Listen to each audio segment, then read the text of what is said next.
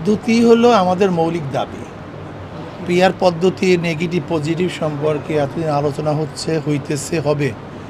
এ বিষয়ে এখন শিক্ষিত মহল, জ্ঞানী মহল সব অনুধাবন করছেন যে পিআর পদ্ধতি হলো দেশের নির্বাচনের সবচেয়ে নিরাপদ এক পদ্ধতি, যেখানে ফেসিস তৈরি হবে না, ভোট ডাকাতে হবে না, কালো টাকার ছড়াছড়ি হবে না, দখলদারি হবে না, যেখানে জাতীয় এক সংসদ হবে, সব আদর্শের মানুষ সংসদে যাবে। কাজেই আমরা মনে করি পিআর পদ্ধতি নির্বাচন দিলে এই জাতির আশা এবং আকাঙ্ক্ষার প্রতিফলন ঘটবে।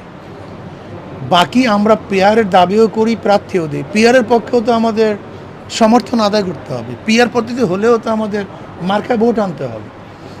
এর জন্য আমরা যে প্রার্থী দেই, এর মধ্যে ভবিষ্যতে যখন পিআর পদ্ধতিতে আমাদের মার্কা যদি ভোট বেশি পায় বা পার্সেন্টেজ যে অনুযায়ী হয়, সেই অনুযায়ী তো প্রার্থীও সেট করতে হবে।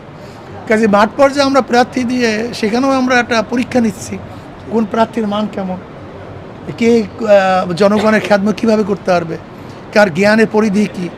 কাজে এর জন্য আমরা দুইটাই করছি। আবার যদি পিআর পদ্ধতি নির্বাচন না হয়, তাহলেও তো আমাদের নির্বাচন করতে হবে। কাজেই আমরা সব অপশনে রেখেছি। এর জন্য আমরা ক্যান্ডিডেট সেটিং করছি দাওয়াতের জন্য এবং তাদেরকে নির্বাচন করার জন্য, ক্যান্ডিডেটকে নির্বাচন করার জন্য এবং দাওয়াত দেওয়ার জন্য।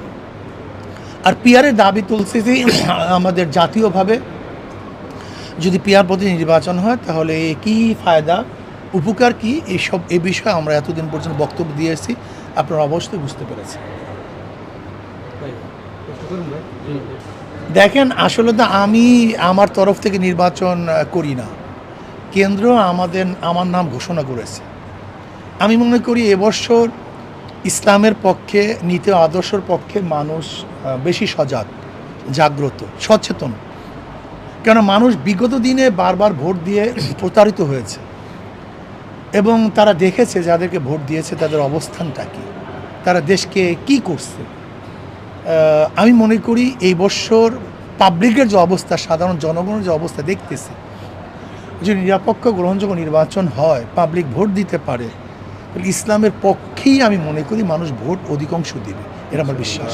এবং হাত পাকার পক্ষে ইনশাআল্লাহ আশা করি মানুষ ভোট দেবে। আমি বিশ্বাস করি এবার ইনশাআল্লাহ বরিশালের বিভাগের প্রত্যেকটা সিটি, আমি বিশ্বাস করি এবার ইনশাআল্লাহ, আশা করি যে অবস্থা দেখতেছি এবার ইসলামের পক্ষে আসবে।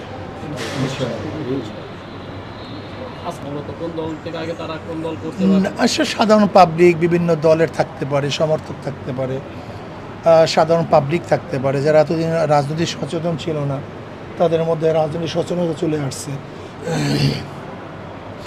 বিভিন্ন দলের, বিভিন্ন মতের, বিভিন্ন পথের মানুষই আজকে এখানে যোগদান করেছে।